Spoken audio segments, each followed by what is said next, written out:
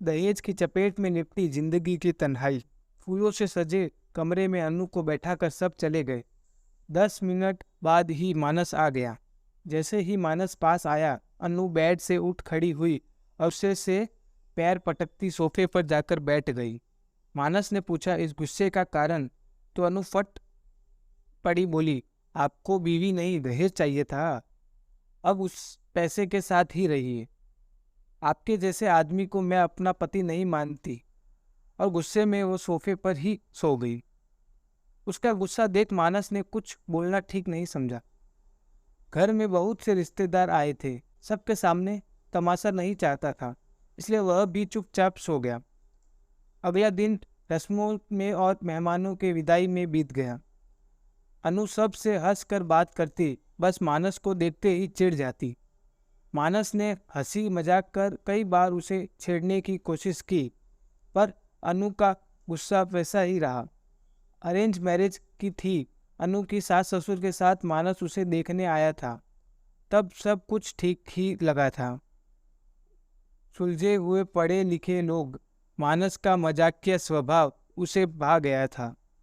ससुर जी ने उसके पिता से कहा था, इनमें यकीन नहीं रखते तो अपनी बेटी दे रहे हैं, तो हम भी बदले में आपको अपना बेटा सौंपते हैं।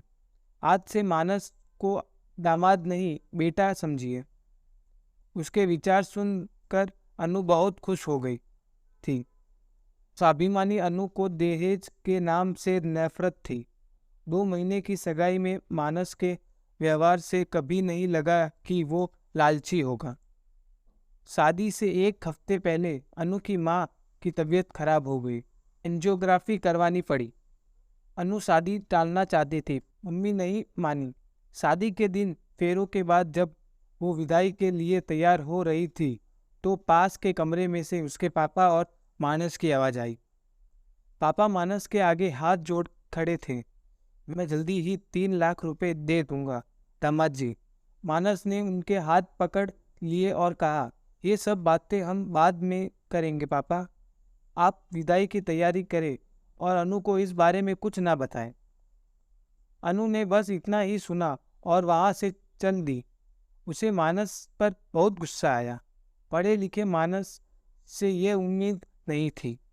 एक मन तो हुआ कि बहुत हंगामा करे, फिर पापा की इज्जत और माँ की तबीयत का सोच चुप कर गई। पर उसने सोच लिया था कि वह मानस को सबक सिखा कर ही रहेगी। वो ससुराल तो आ गई, पर मानस की वो पति नहीं मानती।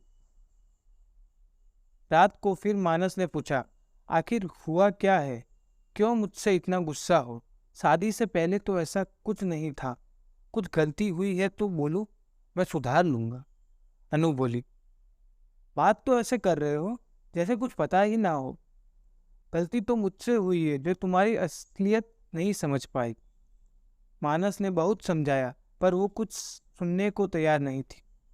अगली सुबह उसका भाई लेने आया और वो पग फेरे के लिए मायके आ गई। घर आके सबसे मिलकर बहुत रोई, पर पापा को देखते ही उसका गुस्सा फट गया। पापा, आप तो जानते थे ना आपकी बेटी कितनी स्वाभिमानी है, फिर क्यों आपने मेरी शादी दहेज की लालची मानस के साथ करवा दी? एक बार मुझे बता तो देते कि उसने आपसे 3 लाख रुपए मांगे हैं। अनु की बात सुनकर सब अवाक रह गए। उसके पापा ने कहा, ऐसा कुछ नहीं हुआ है, मानस ने तो कभी कुछ नहीं मांगा। अनु बोली, मैंने विदाई के वक्त आप दोनों की बातें सुनी थी, मुझे सब पता चल गया है। तब अनु के पिता ने बताया, बेटी, तेरी शादी की तैयारी में काफ़ी पैसे खर्च हो गया था। ऐसे में तेरी माँ की इलाज के लिए 3 लाख कैश चाहिए था।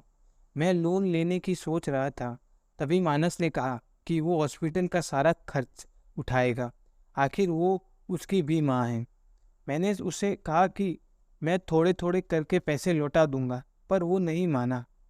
बोला, अब उन पैसों के बारे में कोई बात नहीं होगी, और तुझे ये सब बताने को भी मना किया था। वो नहीं चाहता कि तेरे मन पर किसी तरह का बोझ हो। ये सब सुनकर अनु रो पड़ी। 2 दिन वो मानस को दहेज के लिए भरा बुला बोलती रही, पर मानस सब कुछ सहन करता रहा। कितनी ऊंची सोच थी मानस की। शाम को मानस उसे लेने आया तो वो उसके साथ घर आ गई। रात को मानस जब रूम में आया तो अनु बेड पर ही बैठी रही। मानस बोला, आज सोफे पर नहीं सोना क्या? अनु बोली, नहीं।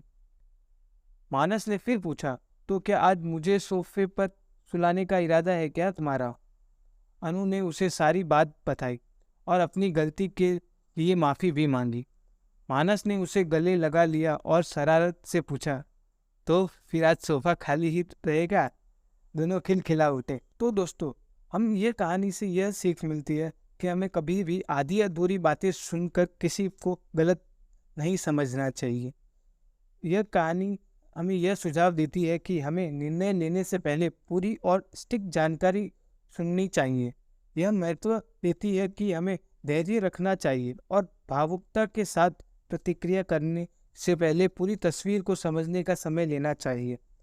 शब्दों में, अधूरी या गलत जानकारी पर आधारित उत्तर देने से पहले आवेशपूर्ण रूप से प्रतिक्रिया देना या निर्णय लेने से बचना चाहिए, क्योंकि इससे गलतफहमियों और अनावश्यक विवादों का सामना करना पड़ सकता है।